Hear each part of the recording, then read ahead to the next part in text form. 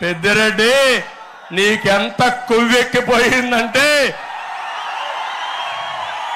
నీ కొవ్వు కరిగిస్తా. ఖబర్దార్, జాగ్రత్తగా ఉండు. తమ్ముళ్ళు, మొన్ననే అంగళ్ళు నేనే అంగళ్ళకు పోయి ఇక్కడికి వస్తున్నాను. నేరుగా చిత్తూరులో పూతల పట్టు మీటింగ్కి వెళ్తున్నాను. కొవ్వెక్కిన పెద్దిరెడ్డి, పాపాల పెద్దిరెడ్డి నీ అవినీతి పైన యుద్ధం చేస్తా ఉంటే నా పైన దాడి చేపించి నా మీదనే కేసులు పెట్టారు. అక్కడి నుంచి దారిలో వచ్చాను. ఏం తమ్ముళ్ళు, మనం ఏమైనా తప్పు చేశామా అని అడుగుతున్నా.